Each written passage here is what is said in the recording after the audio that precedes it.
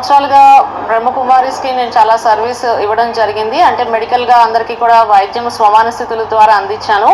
కానీ నాలాంటి వాళ్ళ మీదకి బ్రహ్మకుమారిస్ దాడులకి దిగడం జరుగుతుందండి. నేను ఈరోజు బ్రతికి ఉన్నాను అంటే దానికి కారణం మీడియా వాళ్ళు, పోలీసులు వాళ్ళే. వాళ్ళు నాకు రక్షణ ఇస్తూ ఉండడం వల్ల నేను ఈరోజు మీ ముందుకి రాగలిగాను. పోలీసులకి, మీడియా వాళ్ళకి ముందు ధన్యవాదాలు తెలియజేస్తున్నానండి.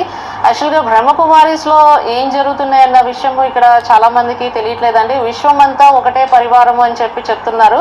కానీ ఇక్కడ నా జోను, నా ఏరియా అని సెంటర్స్ డివైడ్ చేసుకుని ఎవరు వాళ్ళని అడిగే వాళ్ళే లేరన్న దాంట్లో వాళ్ళు దేనికైనా చేయడానికి రెడీ అవుతున్నారు. అంటే ఇదివరకు చాలా బాగుండేదండి. రీసెంట్గా అయితే కనుక నా మీద చాలా దాడులు జరిగినాయి. నన్ను రూమ్లో పెట్టి లాక్ వేశారు. అంటే నాకు హ్యూమన్ రైట్స్ నుంచి అవార్డు వచ్చిందని చెప్పి నేను యోగం చేసుకోవడానికి నేను వెళ్తే నన్ను తిట్టడం జరిగింది. అది నేను రికార్డ్ చేసినందుకు నా ఫోన్స్ లాగేసుకుని 3 hours నన్ను లాక్ వేసేశారు. తర్వాత మా హస్బెండ్కి ఫోన్ కాల్స్ వచ్చాయి. పోలీస్ లాగా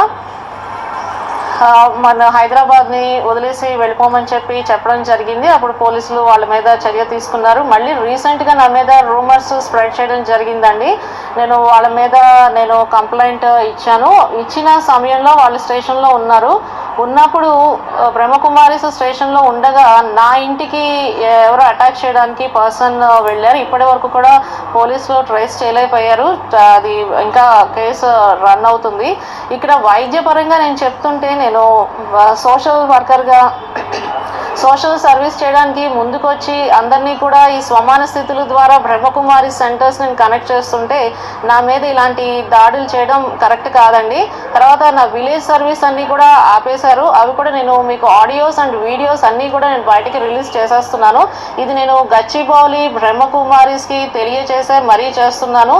ఎవరైతే నా మీద దాడులు చేశారో వాళ్ళకు కూడా తెలియచేసి, అంటే ఏమైతే నా దగ్గర ఎవిడెన్స్లు ఉన్నాయో అవన్నీ కూడా బయటికి ఇచ్చేస్తున్నాను అని చెప్పడం జరిగింది. ఈరోజు ప్రెస్ మీట్కి కూడా యాక్చువల్గా నేను బ్రహ్మకుమారిస్ని కూడా పిలిచాను. వాళ్ళు రాలేకపోయారు.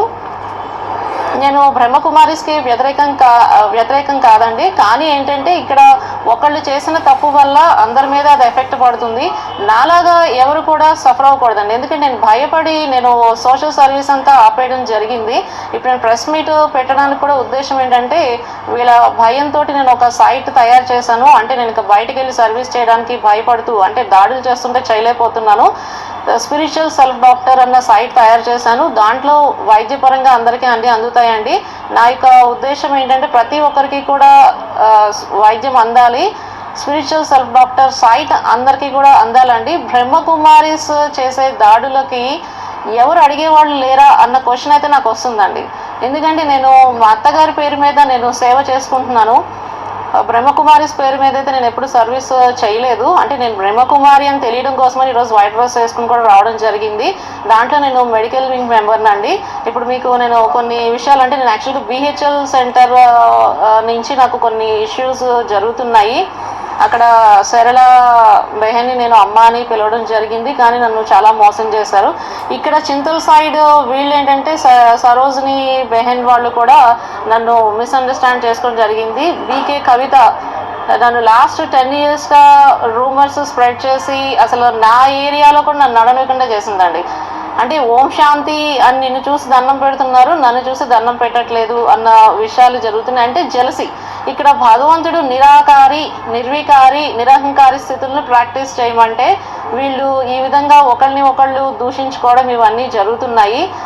ఇవన్నీ కాకుండా ప్రతి ఒక్క బ్రహ్మకుమారి సెంటరు కూడా రుహానీ యూనివర్సిటీ హాస్పిటల్గా తయారయ్యి అందరికీ కూడా వైద్యం అందించాలండి. ఇక్కడ నేను మౌంట్ ఆబూకు కూడా నేను మెయిల్స్ రాయడం జరిగింది. నా విషయంలో ఇలా జరుగుతున్నాయని చెప్పి మౌంట్ ఆబూ నుంచి నాకు ఎలాంటి సమాధానం లేదు. తర్వాత నేను గచ్చిబౌలి కూడా వెళ్ళాను. ఏంటి ఇలా జరుగుతుంది, నేను అసలు ఏం చేశాను, ఏం తప్పు చేశానని నా మీద దాడులు చేస్తున్నారు, నేను జస్ట్ సర్వీస్ చేస్తున్నాను, మీ యొక్క సెంటర్స్కి అందరికీ పంపుతాను, అంటే పరమాత్మ కనెక్షన్ అని చెప్పేసి ఇక్కడ నేను అందరికీ కూడా సమాన స్థితిని ఇవ్వడం జరుగుతుంది.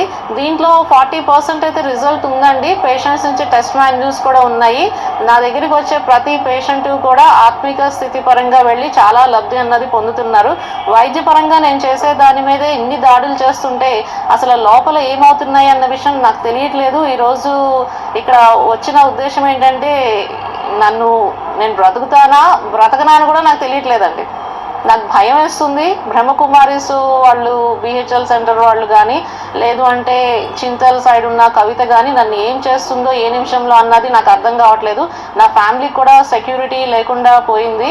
కాబట్టి నేను ఉన్నా లేకపోయినా దయచేసి spiritualselfdoctor.com సైట్ని మాత్రం అందరికీ వైద్యపరంగా అందేలా చేయండి. ఈ యొక్క న్యూస్ని మీరు మన ముఖ్యమంత్రి అయిన రేవంత్ రెడ్డి గారి దగ్గర కూడా తీసుకువెళ్ళవలసిందిగా కోరుతున్నాను. ఎందుకంటే నాలాగా చాలా మంది ఆడపిల్లలు సఫర్ అవుతున్నారండి. నేను అన్ని బయటికి చెప్పలేకపోతున్నాను.